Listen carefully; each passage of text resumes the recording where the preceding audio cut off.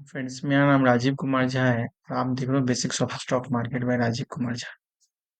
दोपहर में मैंने पोस्ट किया था, उस हिसाब से यहाँ पे जो है सो आपका ब्रेकआउट हुआ था, चेंज ऑफ कैरेक्टर भी हुआ था और मैंने कहा था कि पहला टारगेट जो होगा वो इसके अराउंड होगा। ये टारगेट अचीव हो चुका है। कल गोल्ड ने नया हाई बनाया था, न्यूज आ गए, सब लोग अब बाइंग करने का सोच रहे हैं। तो मार्केट उस टाइम में क्या करता है, आपके साइकोलॉजी के साथ में खेलता है।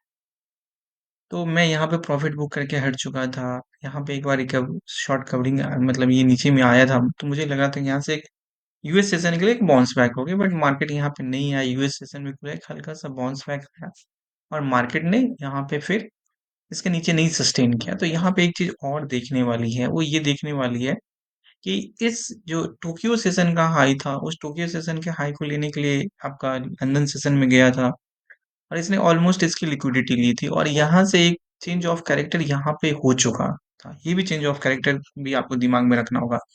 तो ये चेंज ऑफ कैरेक्टर यहाँ पे हो गया, तो फिर यहाँ पे हम एक बाउंस बैक की उम्मीद कर रहे थे और वो बाउंस बैक भी नहीं हुआ। और यहाँ पे अगर आप डिमांड एंड सप्लाई के हिसाब से देखोगे तो ये यहाँ पे जो है ना एक आपका डीवीडी पैटर्न बन रहा था, तो वो भी है। तो अभी इसका आगे का क्या, तो हर एक अभी क्या है कि फर्स्ट हाफ में मार्केट गिर गया है। तो मार्केट के 1 घंटा, डेढ़ घंटा में अगर इतना स्टीप फॉल आता है तो नॉर्मली बाउंस बैक आती है। तो अब ये बाउंस बैक अगर आती है तो फिर आप शॉर्ट करने की सोच सकते हो और आपका पहला टारगेट जो होगा वो 2816 का होगा।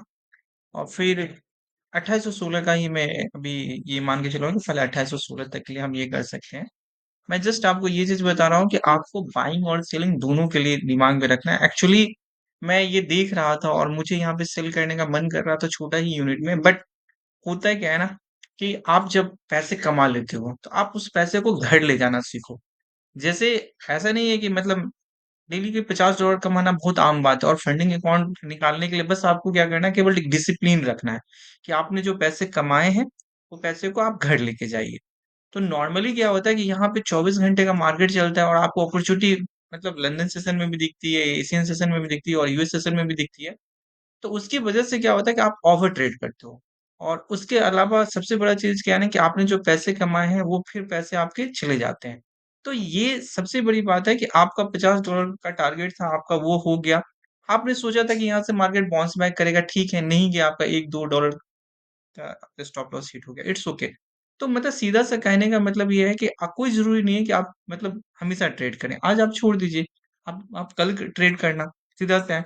आपको लग रहा है कि मार्केट पॉजिटिव था, पॉजिटिव वे कर चुके, तो पॉजिटिव से तुरंत निगेटिव वे में आपने माइंड को शिफ्ट करना, ये इतना आसान नहीं होता है। प्रैक्टिस से आप डेफिनेटली कर सकते हैं या बहुत लोग कर भी लेते हैं, मैं ये नहीं कर रहा। बट मेरा सीधा सा कहना है कि आपका टारगेट है 50 और आपने कमा लिए, तो फिर ओवर ट्रेडिंग क्यों करना, या जो पैसे आपने कमाए उसको घर लेके के आप जाए, ठीक है। या फिर आराम से बैठे, अगर आपको एक मौका लगता है तो फिर आप एक छोटा सा स्टॉप लॉस लगा के अगर शॉर्ट करना चाहते हैं तो कर सकते हैं, अदरवाइज आप ट्रेडिंग मत करें। That's all. Thank you.